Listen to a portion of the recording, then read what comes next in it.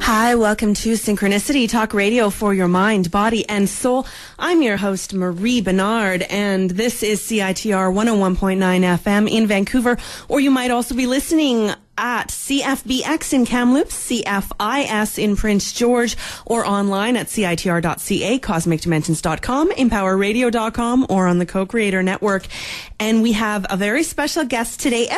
Every week I say that it's a special guest, but I actually specifically requested that Robert Perry come back on the show because I spoke with him back in July 2009 about his book, Signs, a new approach to coincidence, synchronicity, guidance, life purpose, and God's plan. And if you know about my little book contest, if you want to sign up actually to have a chance to win 11 books sent to one lucky listener, go to my website, spiritualshow.com. There's a little questionnaire, but really all you need to do to sign up is give me your name and email address.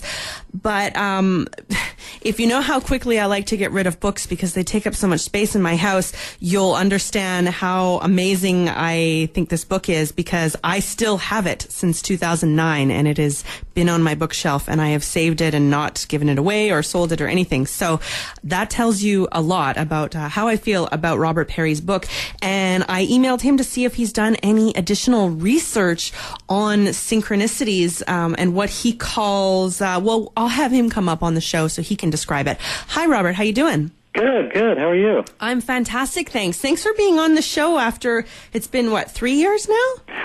3 years, yeah. It's my pleasure to be back. Yeah, and the book was brand new 3 years ago. So what's been going on for you since then? What's been going on mainly is I feel like this is a phenomenon that needs to be on the map, so to speak. It's something that because it has some specific contours to it, it can be scientifically investigated. And so in 2010, we did a pilot study with the aim of seeing if we could find occurrences of this particular kind of synchronicity in the lives of participants. So we did that pilot study. It lasted 4 months, and then it was finally published last December in a journal called Psychiatric Annals. Yeah, and I've read the study, and so it's very interesting to see what's come up, because actually in the book Signs, no, let's start from the beginning, because not everyone who's listening right now has been listening to this show since 2009. Right. So let's talk about what your synchronicities are. Now, you call them CMPEs. What does that stand for again? It stands for Conjunctions of Meaningfully Parallel Events. Okay. And the idea is that at least two events come together in time as a conjunction of events, and they have a great deal in common, so they're parallel, and what they have in common seems to be designed to express a meaning or message. And I came up with that name because I want to distinguish this from other kinds of synchronicity. The term synchronicity and also the term coincidence seems to cover a lot of different things. And what I found was that in tracking this particular kind of synchronicity over a lot of years, it's been 35 years now, I found that they're very specific. You need two events that just happen to come together within a short amount of time, generally they're about a half hour apart, sometimes more like a few hours apart, but never more than 12 hours apart.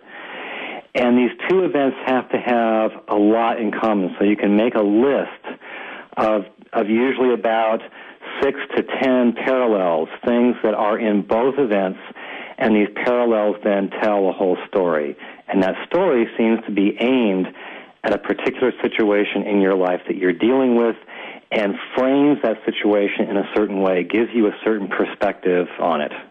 Awesome. Now, when I read your book, Signs, I seem to recall, I haven't read it since then, actually, even though I've saved it all this time to refer back to if I ever needed to. But didn't it used to have to fall within 24 hours, and now it's 12? So why was there a change? Well, in the book it was 12. Oh, was it? For some reason I thought 24. Years ago, actually, what you might be thinking is that many years ago I thought, okay, it's 24 hours. But when I actually started tracking the amount of time that was between the events, it turned out to be much less. And what I found was that it fell in a kind of regular distribution, where about 55% of them had events that were within a half hour of each other. About 35% had events that were within a half hour to 5 hours, and the final 10% were between 5 hours and 12 hours, and after that, it just didn't happen. And we actually found that same distribution in the pilot study. So it seems like there's a kind of a regularity to how far apart the events are. And it turns out 24 hours, my rule from many years ago, is just too far out. So now I'm curious. I've looked at your study from Psychiatric Annals, and I came up with, I was looking at the little charts and stuff. Can people go and look at this themselves, or do you have to be a subscriber of the... You don't have to be. It's just online for anybody to see. Okay. And what, I don't see, it's December 2011 is the issue. So that's psychiatricannalsonline.com. Now, there's actually, maybe you can talk more about this. I was reading your newsletter this morning, actually, and you talk about a CMPE about history. So can you tell us about that and why you think this is significant? Well, they seem to, let me back up a little bit. They seem to be designed, as I said briefly a bit ago, to impart messages. They target some situation in our lives, something oftentimes that we're wrestling with, and then they give a certain slant on that situation. Sometimes it's very specific and very directive. It's not kind of fuzzy and vague.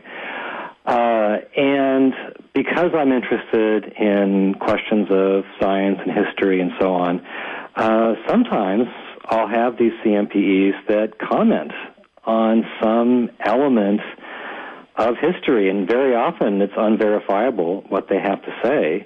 I have a very strong interest in the historical Jesus, and so I'll occasionally get CMPEs about some aspect of historical Jesus research. This one, if it was a recent one, was the one about the megalithic monuments? Yeah, the stones, is that what Yeah, right. That was kind of a weird one. I mean, some of them are a bit strange. What happened here was that I was reading a book, and this will kind of show you how they work. Unfortunately, it's a bit of an odd one in that I think the message can't be exactly what it seems to be, which I'll explain that. So it's not the best example off the bat. But what happened was I was reading a book. The first event was I was directed to a website because of a certain blog I follow on the Shroud of Turin, one of my interests. And the post that day was about a website that talked about 10 facts about ancient history that science can't explain. And most of these 10 facts were about megalithic monuments. These are, buildings from the past like the Great Pyramid or Stonehenge that involved massive stones that we don't know how they could move. In some cases, the stones are like 1,000 tons. And how could ancient peoples with their technology move these stones? So the point behind this website was these 10 facts are reasons for us to seriously question our entire view of ancient history. And then that evening, I was reading a book that I'm reviewing for the Journal of Near-Death Studies called Caduceus. And as I was reading, I came upon a chapter that had almost the identical discussion. It was a section on megalithic monuments, many of the same ones, many similar photos, and the point was exactly the same. We can't explain how they could move these rocks that were that size back then, and so it really requires us to question and rewrite our whole view of ancient history. So normally I would see that as expressing just that message. If you add up the story told by the parallels, that story was, we can't explain how they did this, and therefore we need to question our whole view of ancient history. Well, to be really honest, I retain my critical faculty, and I don't really believe that the ancients couldn't have moved those blocks with their technology. I suspect that there's no particular mystery there except for exactly how they did it. I don't think it requires us to invoke ancient aliens or anything like that. I'm sort of skeptical on that level. So the post that you read was me saying that sometimes these CMPEs work this way. They basically have a general message to impart. In this case, I suspect it was there are significant things about ancient history that we don't understand. If we really knew what happened back then, it would be a very different story than we think. And yet, sometimes when they give us that message, they'll close that message in something that may not be actually true. And I personally believe in this case it's not. I don't think the stones were too big for ancient people to move without the aid of some kind of technology that we don't know about. That does happen sometimes where they give a big message and it's kind of closed in details that don't turn out to be true. But what will happen is they'll keep repeating that big message with different clothing, so to speak. And after a while, it becomes clear what they're driving at. Cool. So, Robert, I'm curious about, now, the last time you were on the show, I asked you about whether synchronicities can be messages from the universe even if they don't follow your strict criteria for a CMPE. Has your opinion on that changed at all?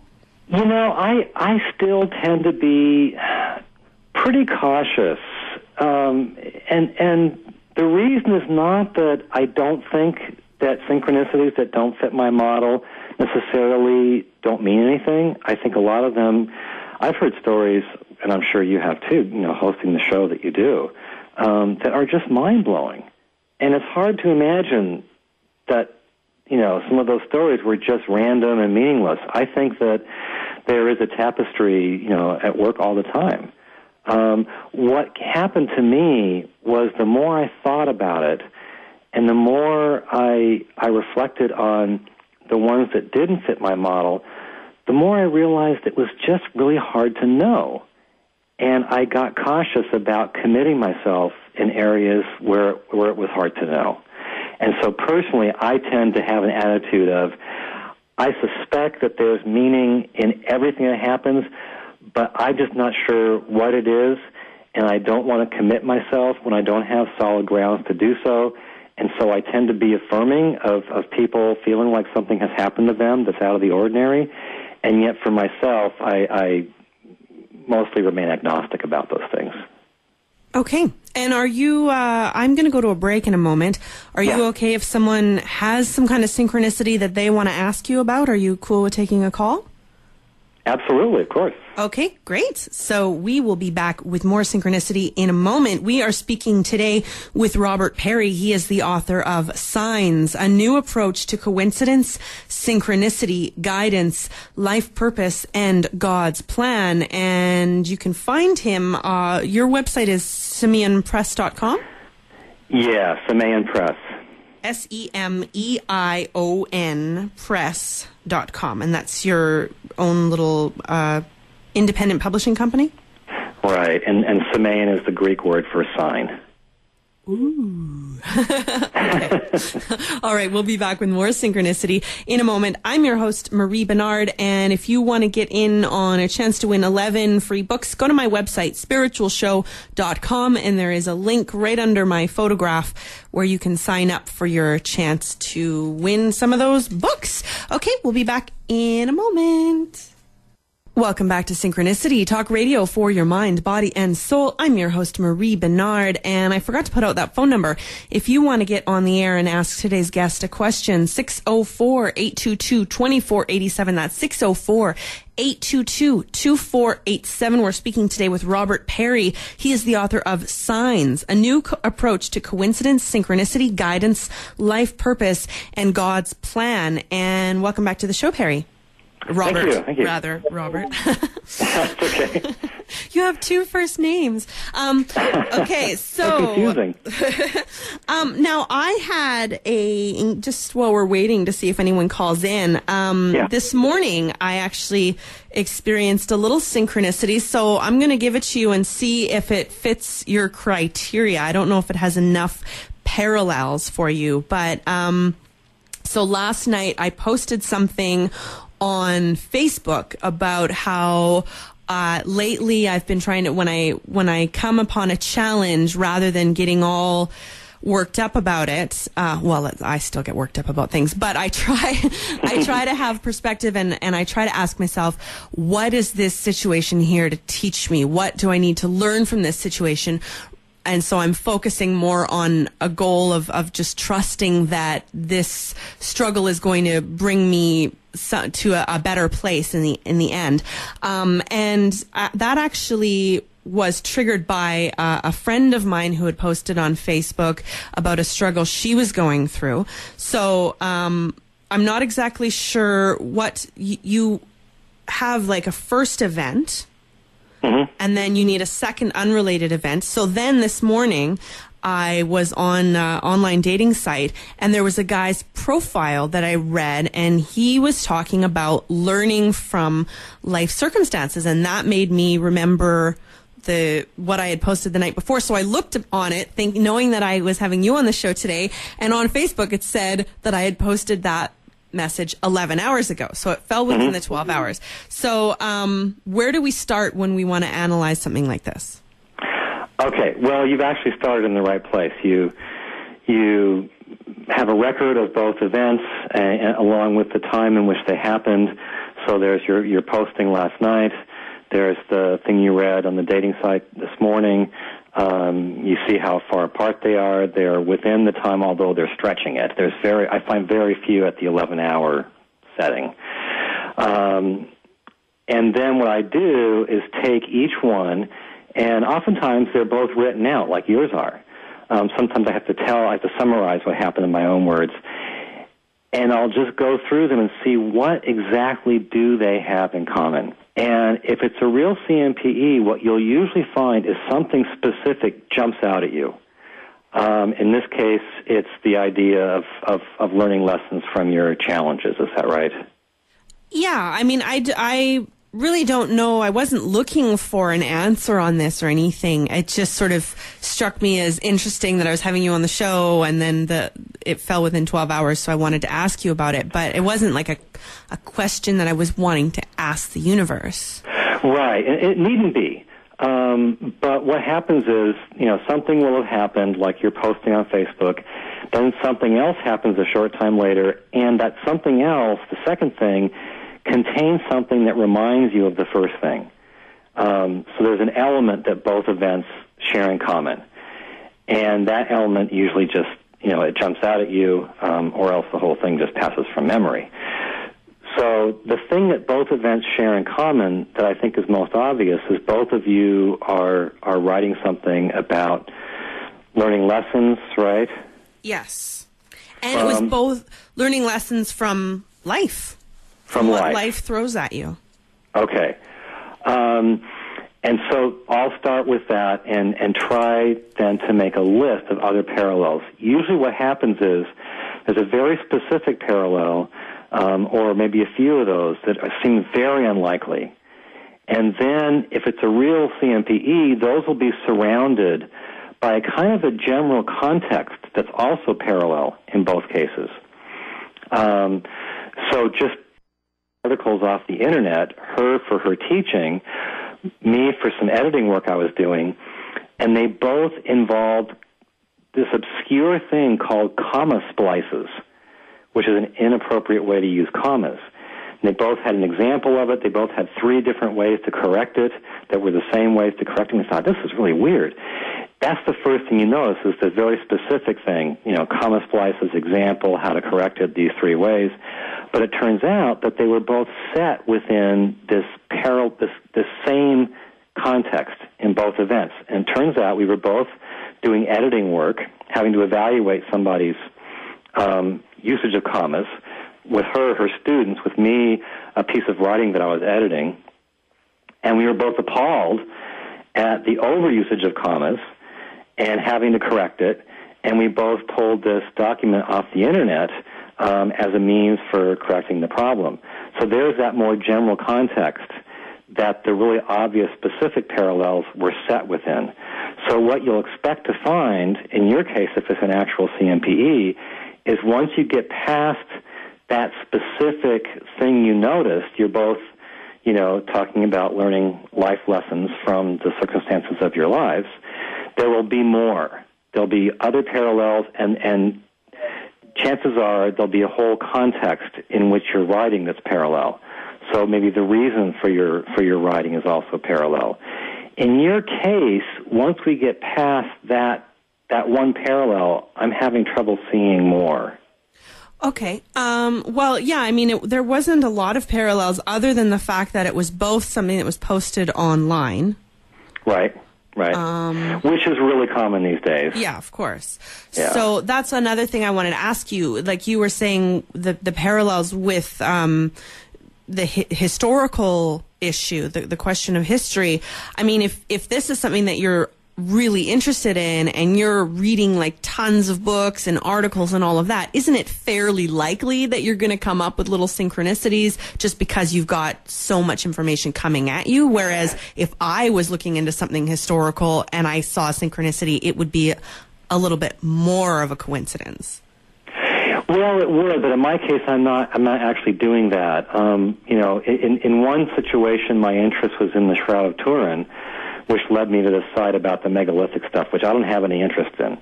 In the other case, I was asked to review a book for a journal on near-death experiences because I have an interest in that.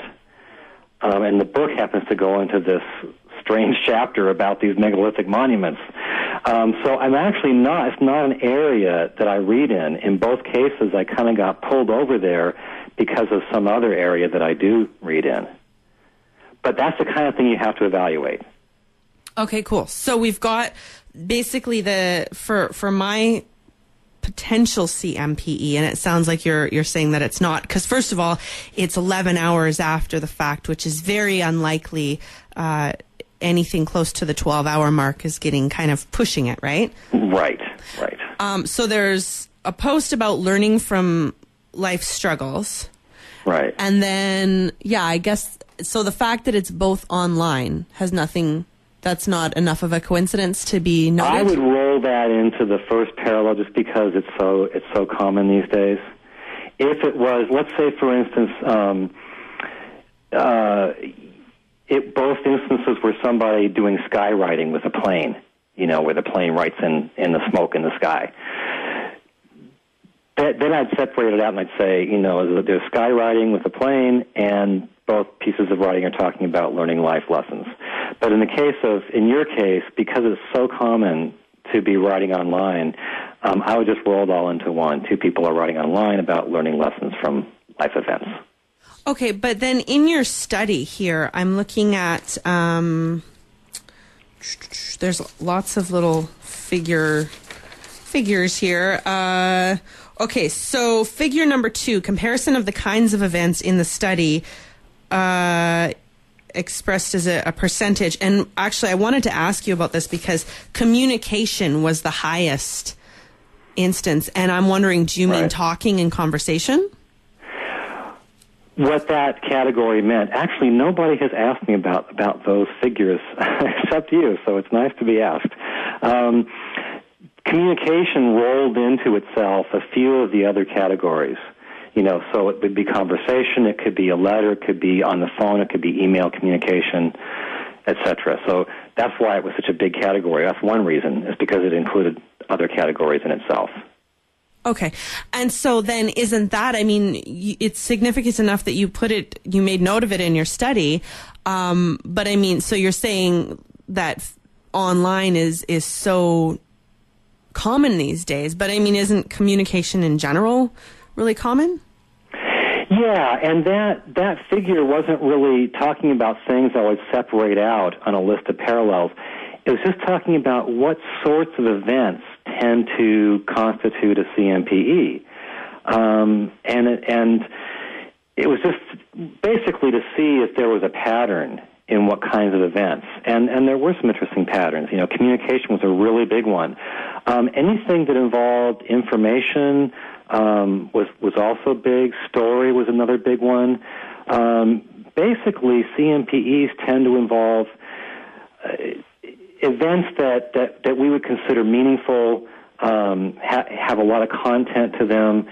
I think we often think of synchronicities or coincidences or signs as involving really striking individual images, like I saw a wild animal. But at least with these CMPEs, they tend to involve events that are really rich with meaning and content. Okay, so it sounds like mine it's like noteworthy of saying, oh, isn't that interesting, but it's not really a CMPE. I don't think it would qualify, no. Okay. I didn't really think that it would, but I wanted to bring it up because of what about the fact that it came up? The fact that I had a little synchronicity knowing that you were coming on, is that something else that we could look at as a possible CMPE, or is that... I wouldn't consider that part of the mix myself. No. It's not really related to either event directly. Mm-hmm. But see, a lot of people would see something like that and go, oh, well, that must mean something. Yeah, and if you look in synchronicity books, you hear that kind of thing, I think, quite a lot, where somebody says, when you're thinking about synchronicity happens. And that may be true, but it's hard to tease that out from just a kind of, a bias of it being on your mind. Mm-hmm, exactly, because that's the thing. When you're looking for something, you're much more likely to find it because your brain is just on high alert for that subject. And that's one of the things actually in your study. Where is it? I underlined it here. Looking for the page. You actually gave people a questionnaire in advance, WCS2. Can you tell us what that is? Yeah, that's something I didn't design. A psychiatrist named Bernie Beitman, he and some colleagues designed the weird coincidence scale. And WCS2 is the second version of the weird coincidence scale. And that basically just measures the prevalence of coincidences in people's lives. It's not correlated with CMPEs. It's just something that's designed to see, how much certain kinds of things happen in people's lives based on their own self-assessment. Oh, okay. And so, part of it was some people are ultra sensitive to that and some people aren't. And so that basically just means that some people are paying more attention to little coincidences that happen and maybe giving them more weight than... Right, and that the answers to that scale didn't really correlate with the people who had the most CMPEs in the study. There was no real relationship. Basically, the idea behind CMPEs is that over a lot of years, I just found that there was this very particular phenomenon happening to me, and the same pattern kept happening. And what made me focus on it was the amount that is shared by these two events. There's a whole story usually, sometimes of 10 parallels, sometimes 30 parallels, very detailed stories shared by two events. It seems to go so far beyond chance that I think we can kind of relax and say, okay, I've really got something here that can't be due to chance. And then when we go that far, the next step seems to be, and if you look at how they're designed, they seem to be designed to impart a message about situations of concern in our lives, which means if there's something really objectively going on here that's not just chance, it looks like something is trying to talk to us. And that, to me, is a remarkable thing, if true.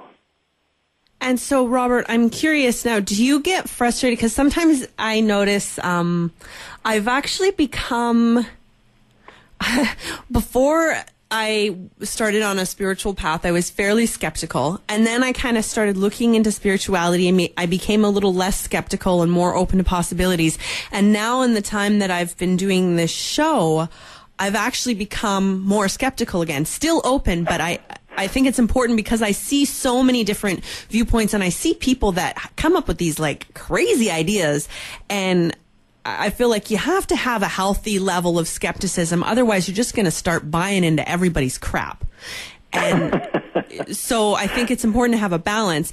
And now, do you find it frustrating when you hear people talk about synchronicities that are like, oh, I was, I had this really big question and I'm trying to decide if I should, move across the country, and I asked the universe for a sign, and 2 days later there was a sign on the road that said yes, and I decided to move. Does that kind of thing frustrate you? It more worries me, because I think, what if you're doing some big thing based on just pure, connecting of dots that aren't connected? So I get a bit scared for those people. I remember I heard a story in a study group that I was attending, and this man was really feeling like this relationship that was very new in his life was really like a big thing and very promising. And some of his evidence was that he'd just been on a retreat, and towards the end of the retreat, he had bent down and picked something up off the ground that caught his eye. It turned out to be a little plastic butterfly, and it just seemed like it meant something. I would think it meant somebody had been littering. But anyway, some days later, he ends up in this woman's house, and he's in her bathroom, and he notices that the decor in the bathroom is a butterfly one. And he thinks, oh, that's why I picked up the plastic butterfly from the ground. That really worries me, because now you're thinking you're getting a message from the universe, but when you think about how many butterflies there are, I probably can look around the room right now and spot one. They're everywhere. I have kids, so that ups the chances, of course. But, how do you know that those two things are connected? Why connect those? Can you be confident they are? Exactly. And how many days apart was that? It was days. I don't know how many, but it wasn't like, 5 minutes. And even if it was, but it's easy to fall into that kind of thinking, and I used to. Part of why I don't get, I would say, frustrated is because I used to think more like that. And over a lot of years, at first, any connection just seemed intuitively obvious as significant. And then over a lot of years, I realized, those things don't really hold up when you think back, which is why when you tell the story and you're all excited, the other people are like, okay. They just don't they don't carry much weight. And so as time went on, I let go of those more and more and more and more, and hung on to this thing that seems to me like a very genuine phenomenon. So how do you count, Robert, for that? Sometimes you see something and it's a little synchronicity, or it feels a little like deja vu or something like that, and then you get this feeling in your gut like, ooh, this is significant. Does that mean anything, or is that just some people are more sensitive and put more weight into this kind of stuff than others? I think it could mean something. I do feel that, a lot of those feelings in our guts should be listened to. But I think the tricky thing is not all of them. I've had some really big goosebumpy feelings that turned out to be completely off base. So I don't think they should be all discounted, wholesale, but I don't think they should be all accepted wholesale. I think we have to, be discerning and selective with them. Fair enough. And so I had another question for you, and I can't remember what it was. So I guess it couldn't have been that important. I'm just kind of curious about how, first of all, tell us, because some people are probably listening to this thing, oh, well, he's coming at this from a scientific point of view, and so he's discounting my synchronicities. What are can you give us a general idea of what your spiritual beliefs are? Yes, absolutely. My day job is I teach a spiritual path called A Course in Miracles. I don't know if you know anything about that, but it's a channeled work from the 60s and 70s. It was dictated by an inner voice to a psychologist at Columbia University. It's heavily psychological. It claims to be written by Jesus, a very bold claim. Its main teaching is forgiveness, that we find inner peace and awaken spiritually through forgiving other people. That's been my career. I've been teaching that publicly for almost 30 years, 25 plus years. So, I believe some pretty way out things. But personally, I really don't want to believe anything without good reasons and reasons that hold up over time. So I do a lot of re-examining of what I believe. I'm willing to believe anything as long as I feel it's got truly solid support and can really stand up over time. I can make an argument. I would love to, argue my beliefs in a public forum because I love intellectual argument. So I have some pretty way out beliefs. At the same time, I want to have a good reason. And now I'm curious about the CMPEs. How often do they happen to you, and do they tend to be more answers from questions that you're specifically answering? Like, do you ask the universe, like, please give me a sign, or are these things that you just happen to notice while you're collecting information, like the history CMPE? They're typically things that I just notice. I do occasionally, I do a lot of asking for guidance internally. I really believe that we have access to, a higher wisdom. I don't think, not everything I get when I ask turns out to be correct. I'll be the first to say that. But throughout the day, I try to ask, what should I do, et cetera. So I believe that there is guidance in different forms. With the CMPEs, my experience has been they come when they come, and they come about what they come about. They seem to have a mind of their own. In fact, they'll revisit the same situation over and over and over and ignore other ones, regardless of the strength of my interest in the other ones. So I've kind of given up trying to control them in that way. I just wait for them to happen. So, Robert, now this is a little bit off topic from your book, but since we are talking about asking for guidance from the universe, I feel like it's important, especially since you take this quite analytical look at it, which I think is a good thing. But what about, so when you ask for guidance from the universe or God or from your own gut or whatever it may be, and a CMPE doesn't come up, what does guidance feel like for you? Are there other significant pieces of guidance that you experience throughout the day or the week that are unrelated to CMPEs? Oh, sure.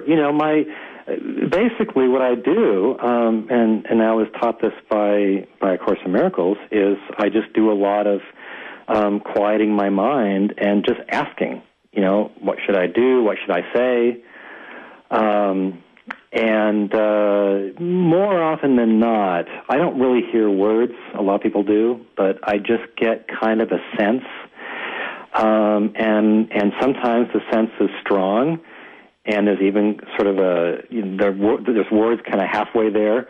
Sometimes it's weak, sometimes it's not there. But usually when I get that sense, it's wiser than what I thought before I asked. Even if what I hear is not always correct. But I find that asking throughout the day is really helpful because generally I get better things than I thought beforehand, and I often am reminded of doing things that I've been putting off. I'm a great procrastinator, so I often do that thing you're putting off.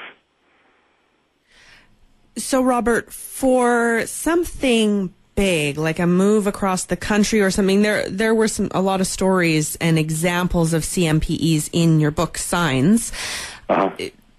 If you're thinking, and now you're living in England, I believe, right. So maybe we can talk a little bit about how that happened. But if you're having a big life event and it's a huge decision, are you going to follow your gut on just quieting your mind, or are you going to wait for a CMPE?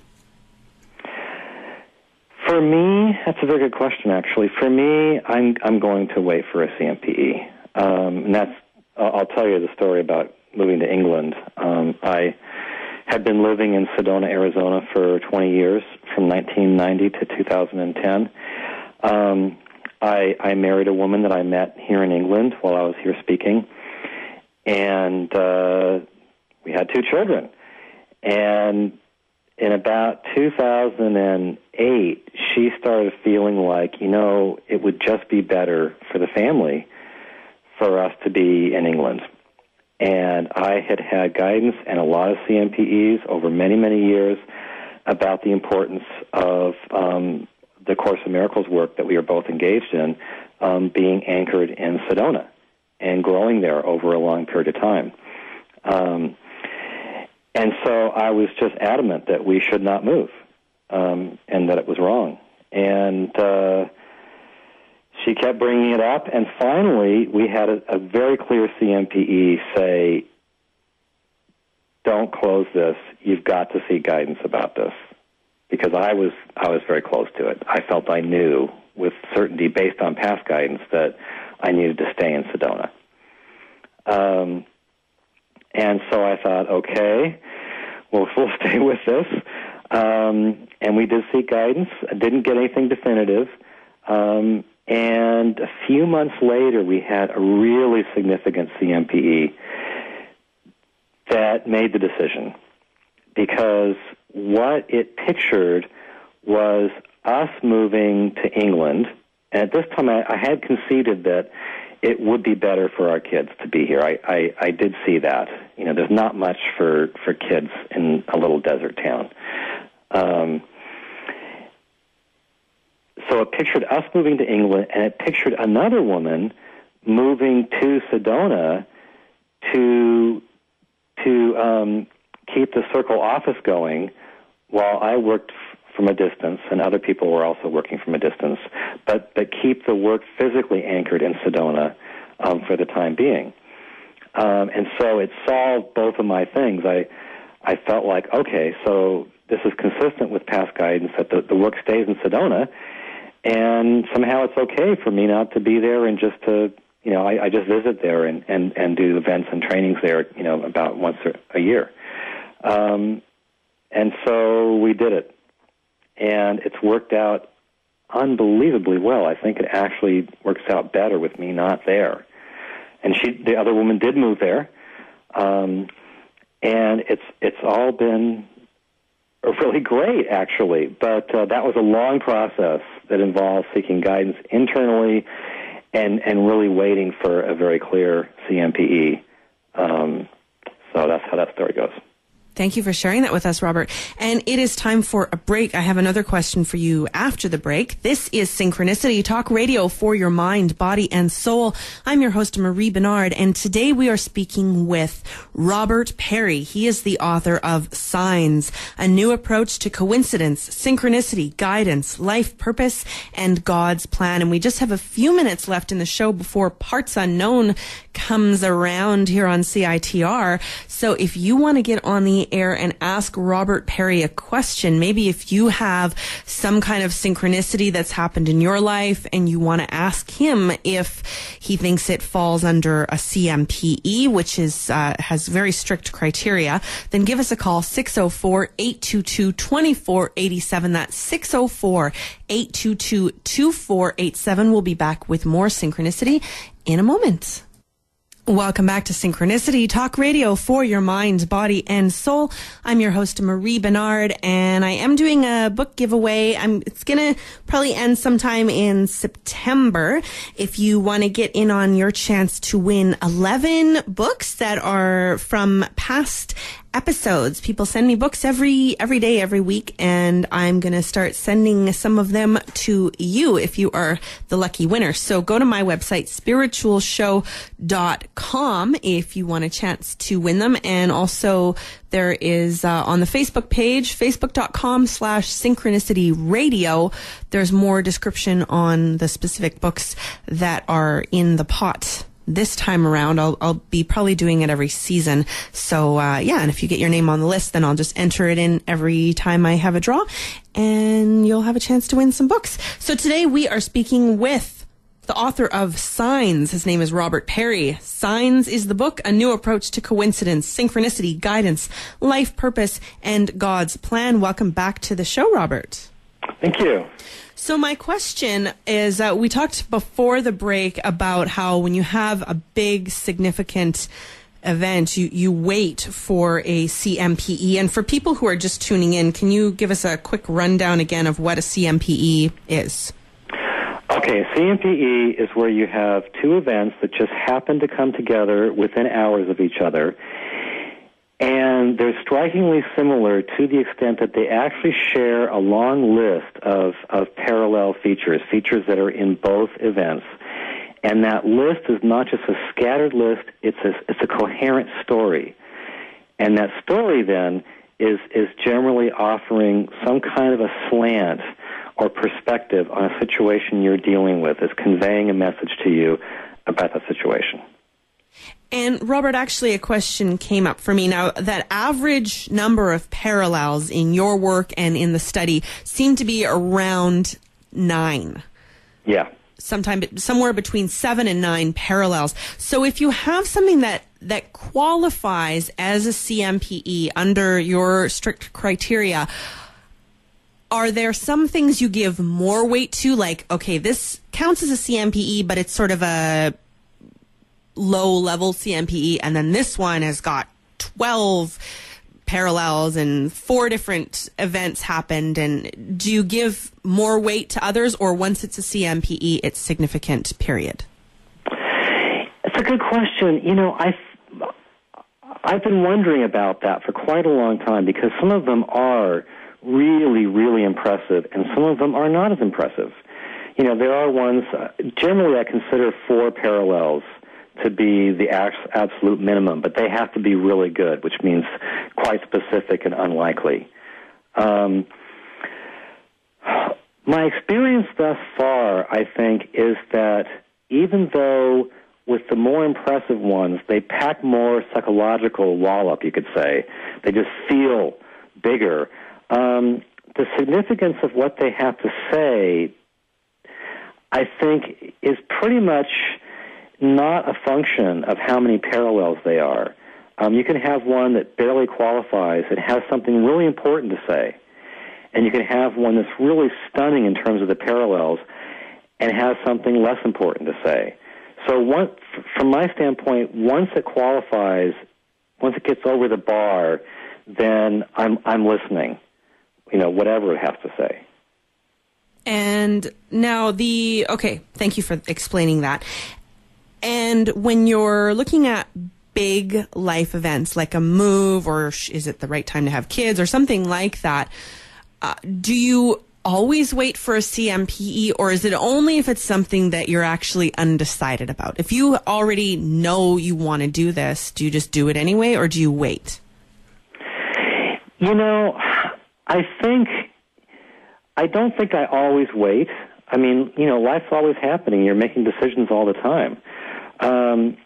And oftentimes, you know, fairly big ones.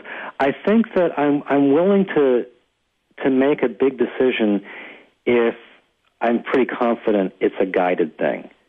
And guidance doesn't need to come through CMPEs for me. If I have real questions, though, if when I ask within it feels questionable, I'll often ask with other people.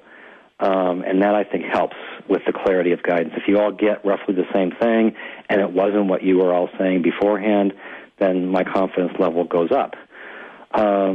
So if I feel pretty confident it really is guided, I'll tend to go ahead. Unless there's uncertainty, unless there's big risks involved, to the extent that there are, I want more confidence that it's guided, and the CMPEs give me that. Thank you, Robert. And so also I want to make sure that listeners understand you wrote your book, Signs, A New Approach to Coincidence, Synchronicity, Guidance, Life Purpose, and God's Plan after you had been keeping track of synchronicities for quite a while. You didn't just wake up one day and think, I'm going to write a book about synchronicities. You were, something like 20 years you were keeping data on this stuff, right? Yeah, I'd really been experiencing this phenomenon for over 30 years at that point. I think now it's been about 36 years. But it was a while before I really started writing it all down, another 10 years before I started writing it down, and then a while longer before I started writing every occurrence down. But what happened was very slowly, over hundreds of occurrences and hundreds of pages of records, this phenomenon came into view. Because I started out with no preconceptions. And over time, it just repeated so many times. I saw the same pattern so many times that it slowly came into view. Thank you. And so we only have a few minutes left in the show, and I just want to ask you if there's anything really significant that I haven't asked about that you want to get across about either your book, Signs, or the study that you've done. Well, the study was important from my standpoint because it really showed these things are happening in people's lives out there. We had 17 people in the study. They were meant to report everything that they thought might be a CMPE over a 4-month period. They reported 40 items, and of those, 16 met the criteria of being a CMPE. And that number was a bit surprising for me. I thought it would be lower, to be honest. And what that suggested to me is that these things are happening. Oftentimes, I think almost all the time, they pass by either unnoticed or unnoticed so briefly that they're quickly forgotten, or noticed so briefly that you forget them quite quickly. So I think, the study backed up my sense and my experience that people are having these things. And what I think is so significant about them is they really do seem to be an instance where something is using the events of our lives, somehow organizing those events into patterns that really stretch our ideas of chance, and trying to speak to us. So I think it's a hugely significant phenomenon, and that's why I'm hoping to get it on the map and recognized as a valid phenomenon. Awesome. And yeah, you mentioned in your study that you want it to be considered on the same level and researched the same way as near-death experiences and other paranormal events that a lot of time and effort and money goes into researching. Yeah, although I think not enough time and effort and money because our culture doesn't value the research enough. But, yeah, the CMPEs themselves, they're the ones that have really impressed this idea on me. They want to be researched. They want to get out there. They want rigorous scientific methods applied to them. And they see this becoming a discipline in its own right someday, hopefully sooner than later. Wonderful. Well, thank you so much for being on the show today, Robert, and for your incredible devotion to exploring this phenomenon, because I think it is so important, especially in the work that I do. I see so many people who put so much weight into these seemingly what would be to an outside viewer insignificant, and they make major life decisions based on, like your example of, seeing the butterfly one day. And so I really love that you're taking a more scientific approach to this. A lot of scientists are going to be like, that's not scientific at all. But right. You do actually have a lot of criteria and a lot of data, and you've put in so much work and effort. You're not just doing this willy-nilly and relying on gut feelings or magical, sparkly things like that. So I really appreciate that. Well, I appreciate what you said, and I really appreciated being back. I like the fact that, you're trying to blend a skeptical attitude with an open mind. That's the way I feel, too. Awesome. Woohoo! Okay, well, thank you so much for being on the show. It's been such a pleasure. And is there anything else you want to add before Chris-erific comes in? No, I'm honored to be back, and I hope your viewers, start noticing these kind of things happen in their own lives. Thank you. I'm sure they will. And so, again, your website, if they want to grab your book. Yeah, the website is semeinpress.com, and that's SEMEION press.com. Wonderful. Thank you. And are you going to be having another study? Right now I'm in a phase of deciding where to go with this thing. We need to do another study. I'm just not quite sure the details of that, how it's going to come about. So I'm open and waiting for direction.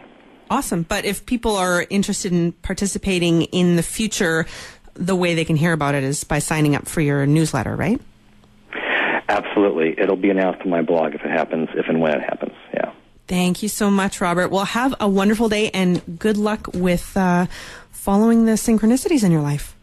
Yeah, well, I wish you the best of luck with that, too, and thank you very much for having me. Thanks. Have a great day. Take care. Bye. Bye-bye. This has been Synchronicity Talk Radio for your mind, body, and soul. That was Robert Perry. He's the author of Signs, a new approach to coincidence, synchronicity, guidance, life purpose, and God's plan. And you can find him online at semeinpress.com. That's SEMEION press.com. And I will also put a link up to his website on my website, spiritualshow.com. I'll be back next Monday with another synchronicity-filled show here on Synchronicity. Have a great day. Be well. Namaste.